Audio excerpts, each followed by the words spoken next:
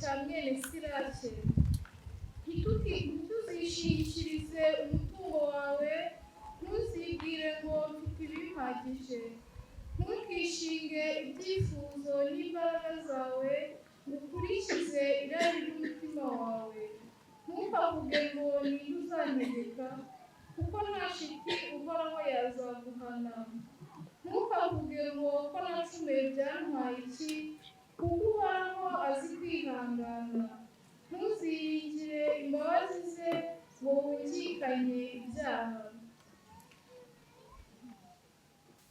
Ntukibwire ngo imbabazi ze ni nyinshi, azambabarira umurundo w'ibyaha nakoze.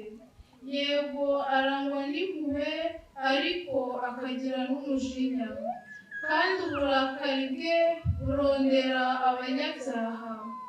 Ntuzatindiganye mu kugarukira uhoraho, ngo uhore ubyimurira ejo hazaza, kuko uburakari bw'uhoraho buzagurumana bugutunguye, maze igihe cyo guhanwa nikigera uzarimbuke. Ntukiringire ubukungu bw'amahugu, kuko amakuba naza ntacyo buzakumarira. Iryo ni ijambo ry'Imana.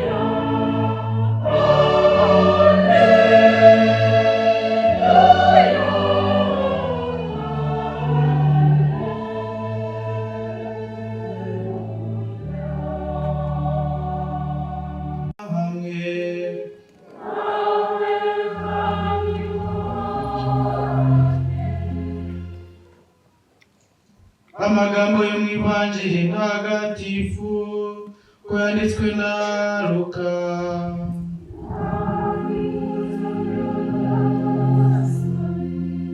Muri iyo minsi Mariya yarahagurutse agenda yihuta, ajya mu misozi miremire mu mujyi wa Yuda, agera kwa Zakariya aramutsa Elizabeti. Nuko Elizabeti yumvise indamutso ya Mariya, umwana atwite yisimbiza mu nda, maze Elizabeti yuzura Roho Mutagatifu. Arangurura ijwi ati, wahebuje abagore bose umugisha, n'umwana utwite arasingizwa. Bikesha iki kugira ngo nyina w'umutegetsi wanjye angenderere? Dore mbaye ntumva indamutso yawe, umwana yisimbizanya ibyishimo mu nda yanjye. Urahirwa wowe wemeye ko ibyo watumweho na Nyagasani bizaba. Iyo ni Ivanjili ntagatifu.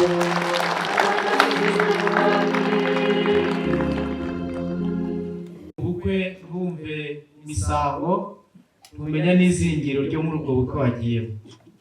Tahira kunywa, kandi izo nzoga zigahita zigushiramo. Ibyo mushaka byose, ibyo mwaje gusaba Nyagasani, iby'ibanze biri muri iri jambo ry'Imana. Kubera ko ndatekereza ko buri wese icya mbere cyamuzanye ni umukiro wa roho ye. Umukiro wa roho yanjye niwo wa mbere wanzanye. Insanganyamatsiko y'isengesho twayisanze mu Ivanjili ya Luka, umutwe wa mbere umurongo wa 43, bikesha iki kugira ngo nyina w'umutegetsi wanjye angenderere.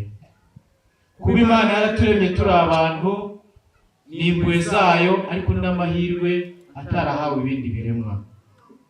Iyo Elizabeth avuga ngo mbikesha iki, namwe mubikesha iki kugira ngo mube muri aha ngaha muteze amatwi ijambo ry'Imana? Roho Mutagatifu wabakuruye abazana hano kugira ngo mwumve ijambo ribakiza kandi rizabageza mu bugingo bw'iteka. Mu mibanire y'Imana na muntu, Imana ihora ibungabunga umuntu. Iyo tubisomye mu byanditswe bitagatifu uhereye mu ntangiriro, Imana yaremye umuntu, ariko icyo yamuremeye ni ukuzabana nayo. Ariko muntu igihe cyose kimuranga ni ukugomera Imana, sibyo? N'ubu mu kanya mwatuma tuvuga ngo turagusingiza nayo kuko waturemye, ariko se ntitutaha ngo nibyo dukora? Turakora ibindi birenze ibyo gusingiza umuremyi wacu. Ntajya uyapfusha ubusa, sibyo? Umunsi dufite twabyumvise mu isomo rya mbere, rikanisubiremo. Ndabisubiramo kuko numvise ari ryo Roho Mutagatifu yabwiye kubasomera, sibyo? Ntuzishingikirize umutungo wawe, ntuzibwire ngo mfite ibimpagije. Hari abantu batagisenga kubera ko bageze iyo bajya. Ntukishinge ibyifuzo n'imbaraga zawe, ukurikize irari ry'umutima wawe. Ntukavuge ngo ninde uzantegeka. Hari abantu bigize ibyigenge imbere y'Imana, kuko nta shiti uhoraho yazaguhana. Ntukavuge ngo ko naracumuye byantwaye iki. Siko abantu bameze se, kajya gusambana akabona uvuye amahoro, bwacya asubirayo, kajya kwiba, bwacya asubirayo. Iminsi y'igisambo ntabaza, sibyo? Ntukavuge ngo ko nacumuye byantwaye iki, kuko uhoraho azi kwihangana. Ijambo rya Yesu, nimureke urumamfu n'ingano bikurane, igihe cy'isarura bizagenda bite? Zafata urumamfu barutwike, ingano bazihunike mu bigega. Ntuziringire imbabazi ze ngo wungikanye ibyaha. Ntuziringire imbabazi z'Imana ngo wungikanye ibyaha. Ntukibwire ngo imbabazi ze ni nyinshi, azambabarira umurundo w'ibyaha nakoze. Bo bafungiye muri beto, bo bashyize mu cyondo, ni n'abagaruka mbere. Kristo akuzwe. Niyo mpamvu mwene Siraki atubwira ngo ntukiringire ubukungu bw'amahugu, kuko amakuba naza ntacyo zakumarira. Ijambo rya mbere ridufasha gukira ni uguhinduka mu mutima wacu, sibyo?